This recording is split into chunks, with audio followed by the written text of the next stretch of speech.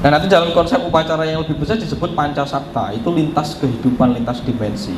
Alam kasahyangan yo didukne, alam danyang yo ditekokke, yo didatangkan, alam arwah manusia yang gentayangan didatangkan, alam binatang tumbuhan didatangkan, dijak diplomasi biar diarahkan ke atas. Nanti jadi digolek ning gone, sesuai level nanti dia akan dilahirkan jadi apa.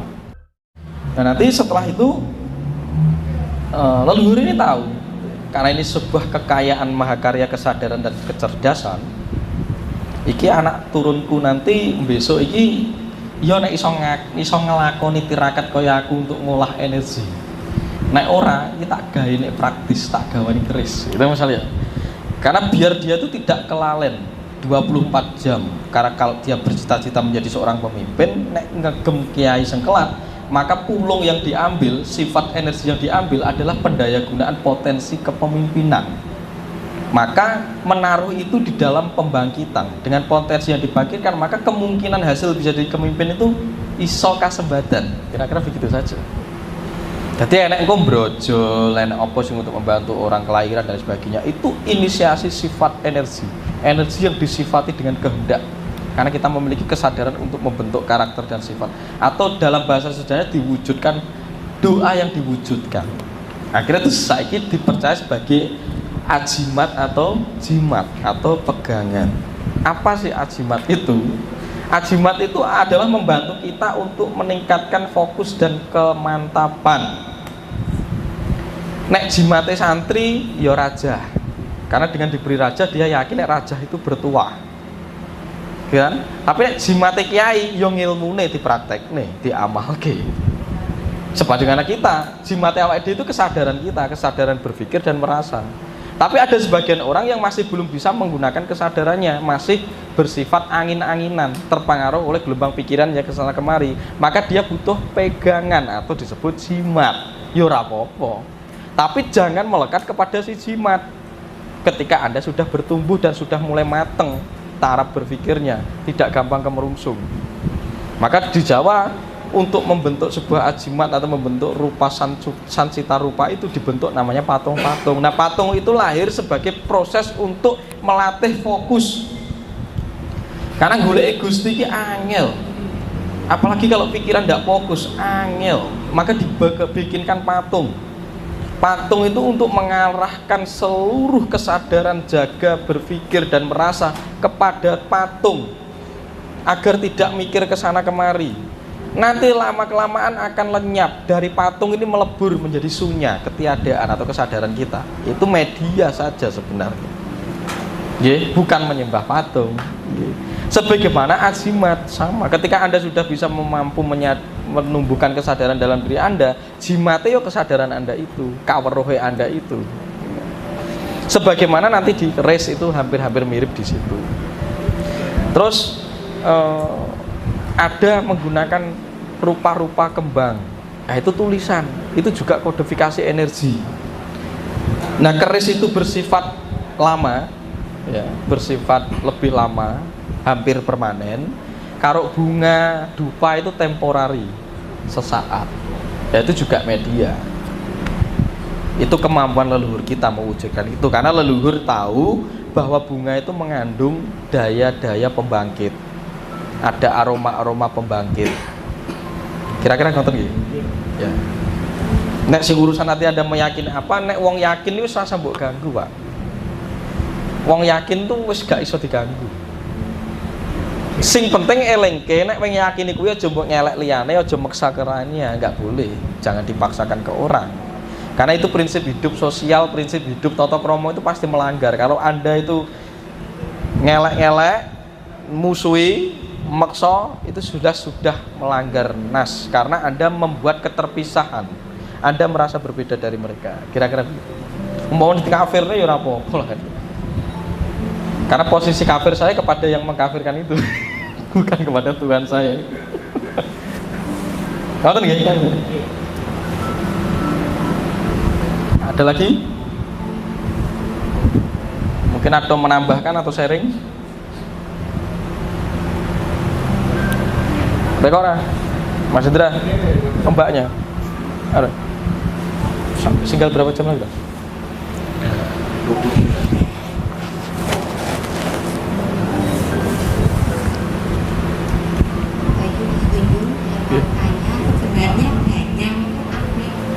Danyang. Sebenarnya danyang itu ada apa tidak? Oke, kita mulai bahas sedikit-sedikit, dimulai dari secara ilmiah dulu ya, atau secara sadar dulu. Kecerdasannya gini, kalau leluhur itu mendanyangkan suatu tempat, itu mengambil dari konsep bahwa setiap apapun saja yang ada di luar diri kita itu juga hidup, dan hidup itu juga menyokong hidup kita. Maka semua yang ada di luar diri kita itu adalah keluarga kita.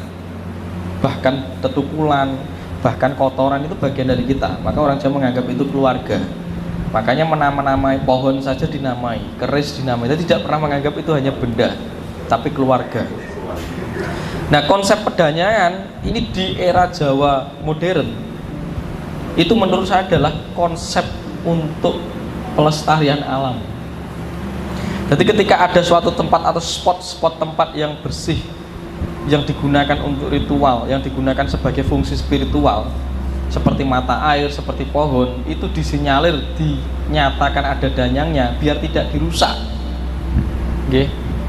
Karena ketika manusia itu cuma dikasih tahu kamu jangan rusak itu malah dirusak. Tapi ini didendeni, karena manusia itu paling takut dengan tulah.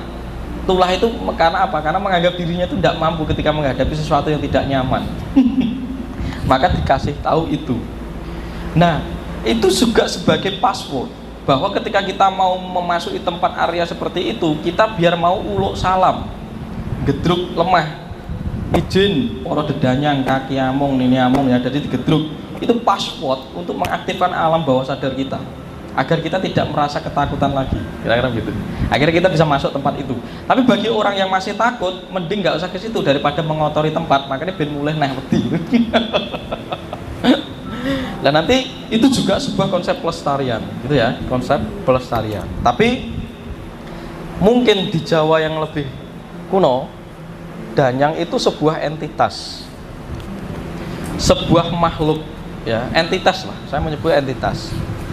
Itu adalah daya sukma atau energi yang sudah mencapai pencerahan, dalam kapasitas pencerahan, ya sayasin tadi, yang memang diberi tugas atau bertugas untuk menjaga, menghidupi wilayah teritorial setempat. Itu danyang. Karena setelah danyang itu ada di bumi, tapi kalau di atas itu sang hyang, kang sang hyangan. Nah, pedanyangan itu penjaga bumi, kang sang hyangan penjaga langit, penjaga akasa. Dan di tengahnya adalah manusia, dharma manungsa dan lain sebagainya. Kira-kira gitu. Itu juga merupakan manifestasi daripada kondisi kita yang memungkinkan nanti sudah mencapai taraf itu. Jadi mungkin sampai nanti pejah atau sedo atau kembali meninggal dalam taraf yang lebih tepat, itu Anda bisa dalam kesadaran tertentu bisa turun kembali untuk menjadi danyang, yang akhirnya ikut memberi petunjuk secara energi kepada orang-orang agar tidak merusak spot-spot tempat sakral di dunia, agar bumi tetap lestari. Kira-kira begitu. Maka ketika kita mendatangi tempat-tempat tertentu dan itu ada danyangnya, ya itu adalah tempat berkomunikasi antara jalmo dan jawoto. Nah, jawoto yang ada di bumi itu danyang, jawoto yang ada di alam kasayan ya sang hyang itu. Itu juga merupakan manifestasi entitas luhur, juga kesatuan dari energi luhur. Kira-kira begitu. Nah, itu juga ada, karena memang ketika nyatanya ada tradisi orang-orang yang melakukan ritual pancamakara puja atau ritual megengan atau wilujengan di tempat-tempat seperti itu, memang sebenarnya yang harus dikoneksikan ya yang ke situ. Maka disebut mbah. Mbah itu apa sebenarnya? Mbah itu kematangan berpikir dan merasa atau kesadaran. Mbah itu sesembahan, karena kita itu manembah. Manembah itu menyatu dengan sesuatu yang sudah matang atau luhur, maka disebut mbah. Oh, nek mbah anu enek mbah anu. Mbah itu sebuah frasa untuk menjelaskan itu. Atau disebut tuwa sepuh. Sepuh itu artinya matang. Matang. Sudah mencapai pencerahan taraf tinggi. Nah, maka kita harus terkoneksi dengan itu, dan kita belajar dari Danyang. Danyang itu mengajari makhluk yang ada di dunia untuk mardi atau membuka jalan untuk menata sesuatu yang terejawantah. Dan konsepnya adalah Toto Kromo Subosito, konsep menjaga alam secara sadar. Jadi kita berguru kepada Danyang, kita sowan ke Danyang, itu biar kita mendapat berkat keberlimpahan kesadaran agar kita bisa merawat dan merawat jagat yang kita huni. Itu harus terhubung dengan Danyang. Itu nek Jawa kuno. Itu anggitan saya seperti itu. Mergo nek tulisannya angel, mungkin Pak sejarah iki iso golek ning negara Kertagama atau Kakawin Sutasoma. Tapi saya rasa yang saya tangkap tentang itu. Makanya nyatane ketika kita harus belajar objektif melalui rasionalitas, kita memang punya kekayaan skala, kekayaan magis, kekayaan gaib yang memang ora iso ditulis. Tapi kita bisa membaca dengan perangkat kita yang dinamakan cakra jantung tadi atau getaran tadi. Akhirnya nanti membentuk, mengkonstruksi dari apa yang kita ambil tuh menjadi kerangka berpikir. Nah, kerangka berpikir ini juga bisa disastrakan, dijadikan tulisan atau kitab garing. Ya bolak-baliknya gitu saja. Itu Danyang gitu ya. Jadi kosakata Danyang itu entitas tinggi bagi leluhur Jawa kuno. Tapi bagi Jawa modern itu konsep pelestarian alam. Jadi misalnya nek wong rono, dia kan harus bertalian dengan energi, terutama dia akan melawan dirinya sendiri. Nek wis wedi dhisik kan dia bertarung dengan ketakutannya. Akhirnya arep maling, arep ketok wit kan wedi. Itulah itu terjadi. Ya karena dia melakukan tindakan dalam kondisi tidak sadar. Tetap terjadi tulah. Akhirnya kualat, tetap terjadi. Apalagi tulah itu diyakini, ya terjadi. Anda yang memprogram diri Anda untuk hancur dan berkualat itu tadi. Makanya kan paling gampang wong Jawa itu ngelakoni apa-apa itu tanpa pamrih, suwung ing pamrih, mesti tebih ajri. Ketika Anda melakukan sesuatu secara spontan, itu gak enak masalah apa-apa. Tapi nek enak atensi nih, kowe iki akhirnya tak warik. Seperti Anda ini misalnya tak ajari ini biar kamu mendapat ini, aku wis niat ngono. Aku menanggung hukum karma. Ketika si murid ini menyalahgunakan apa yang saya ajarkan. Tapi ini penting aku ngajar, terserah. Arep mbok ki apa. Saya tidak ada ikatan apapun. Maka lakukan apapun secara spontan. Arep ngewahi pengemis rasa macam-macam. Rasa duwe harapan kok aku ben diwahi wis ora wae wis selesai. Tapi nek Anda punya niat untuk ini itu jadi malah petaka. Karena atensi Anda itu memantul ke Anda. Makanya bertindak secara suwung, secara spontan itu paling netral. Anda tidak utang terhadap semesta. Anda tidak meninggalkan jejak atensi kepada semesta. Karena atensi itu akan kembali menjadi konsekuensi logis atas apa yang Anda pantulkan itu tadi.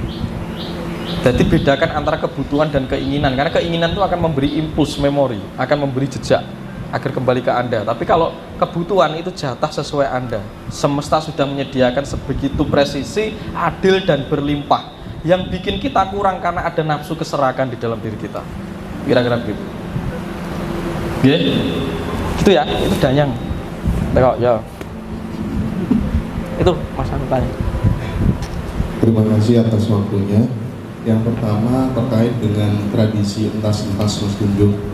Itu seperti apa filosofi dan tujuannya.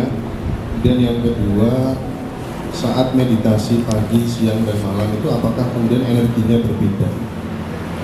Nah, itu yang ketiga, ada nggak pengalaman pribadi bahwa kemudian ilmu Jawa kuno yang pernah Mas Gunjung saksikan itu, misalnya kayak penyempurnaan arwah, atau ternyata memang benar-benar masih ada ilmu-ilmu Jawa kuno sesuatu yang nggak mungkin itu benar-benar bisa terjadi gitu, dan itu memang warisan leluhur kita gitu.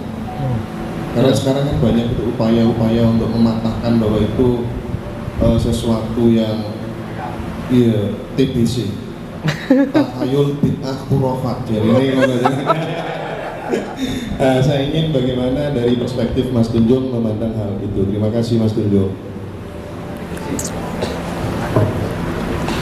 Oke, Mas.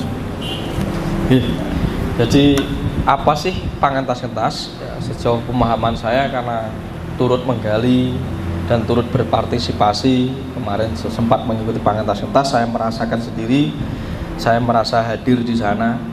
Itu memang konsep penyempurnaan dan pengangkatan arwah yang seperti tadi. Maka hidup kita itu sebenarnya leluhur itu menyadari karena kita itu hidup di dalam kesatuan yang utuh, disebut universalitas itu tadi. maka kita melahirkan sebuah budaya atau peradaban yang disebut gotong royong. Nah ternyata gotong royong itu harus lintas dimensi. Nyapa kok kita harus peduli terhadap leluhur dan lingkungan? Karena itu konsep gotong royong. Kita harus peduli kepada generasi itu gotong royong. Sing urip kudu ngruwat sing mati. Nanti sing mati dilahirkan kudu ngruwat sing urip nah. Kira-kira gitu ya. Agar terjadi siklus keseimbangan. Misal dalam pengentas-kentas pertama seperti konsep upacara Eka Sata, itu satu bentuk makhluk yang kita angkat itu adalah makhluk yang berada di tengah, itu makhluk tumbuhan dan binatang yang setiap hari hampir kita bunuh. Ngerajang Lombok, Brambang, itu setiap hari kita membunuh. Godok banyu itu kita itu virus-virus bakteri sudah Anda matikan, pitik dibelah dan sebagainya. Nah itu kan punya urip itu, punya atmo lawu-lawu itu, punya daya hidup itu. Terus buat pateni begitu saja, rela untuk mendarmakan jasadnya untuk Anda. Lah saiki kowe iki sebagai khalifah, sebagai pancering urip, sebagai rupa Tuhan itu sendiri, sampurna no. Tebusen. Mahar dengan melakukan ruwatan. Nek bahasa sekarang dilakukan doa agar berada di sisinya. Nek Tuhan, nek wong Jawa gak gelem nang sisinya, campur dadi siji nek iso karo Gusti Allah. Lha nyapa ning sisine tok. Seneng ya, Dra. Nek wong Jawa itu campur, mencampurkan lagi itu mensampurnakan lagi. Ya. Ketika sudah diruwati, kita membuka daya kesadaran kita, mengarahkan kepada mereka, memberi sinar kepada mereka dengan membuat kita berada di dalam ayem tentrem, ketenangan, dan kita melakukan ritual itu, kita membukakan pintu agar si arwah ini naik. Untuk apa? Untuk proses keseimbangan tetap berlangsung. Karena ketika arwah ini tidak naik level atau tidak disampurnakan, dia akan menjadi pengganggu di dalam jagat raya, pengganggu proses evolusi jagat raya sendiri. Dimulai dari mengganggu pikiran Anda, akhirnya ruwet. Makanya sebagaimana konsep kakang kawah adi ari-ari, itu nek nalika mati, iku mesti nyetuki sampean. Makanya dilambangno oleh kiwa nangis, oleh tengen yo sek nangis. Karena itu njaluk nalika kowe suwita ning alam donya, ketika kamu turun di muka bumi, kowe tak dampingi. Aku mati kudu mbok swarga gitu. Nek kowe gak iso nyuwargane kowe melu aku. Cilaka sampe nek melu iki. Mbok dilahirke dadi apa?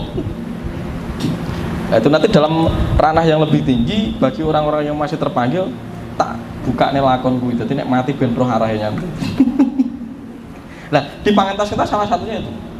Tapi yang jelas ketika Anda sudah melakukan apa yang saya ajarkan ini, niscaya Anda akan menemukan apa yang saya katakan itu. Roh papan panggone pati, dununge pati. Karena jenengan ki saiki ki mung wedi mati mergo ora roh to sebenarnya. Mati ki piye? Mati ki nyang ndi ngono to. Terus kowe ngrungokne omongane wong wedi mulai dhewe. Salah satu orang yang ada di sini datang pasti wedi mati sebenarnya. Mergo wis diceritani sing masalah kuwi mau gitu ya. Nah, itu konsep pengentas-entas ya. Jadi ketika di entas-entas, saya dulu pernah mengalami itu ketika dijejeri oleh guru saya yang pernah dimatikan total dan memang diupacara ketika saya upacara puasa ngebleng ya. Itu pernah, jadi pengalaman itu langsung tertransformasi ke dalam diri saya. Mulai saat itulah Tunjung Pemuda itu merubah dirinya dari sing kayaknya teman-teman berubah menjadi total. Sudah berubah menjadi gak jelas gini gitu.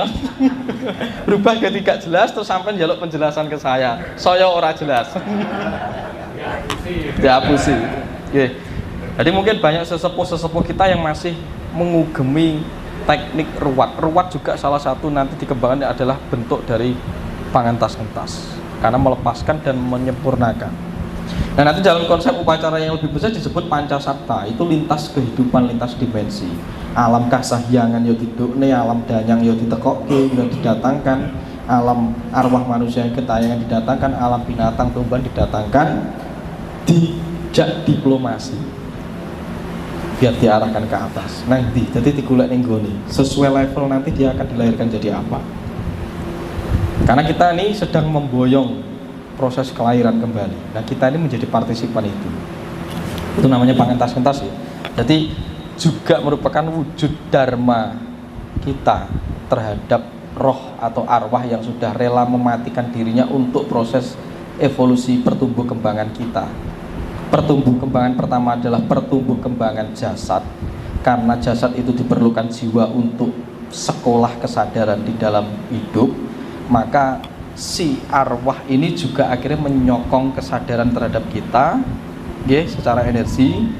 Nah, jasadnya, raganya juga menyokong tubuh kita menjadi nutrisi agar kita tetap bisa bercokol dalam tubuh, dan jiwa diberi prasarana untuk mengembangkan kesadarannya. Berarti ya matur suwono, karena dia mensupport Anda, gitu nggih.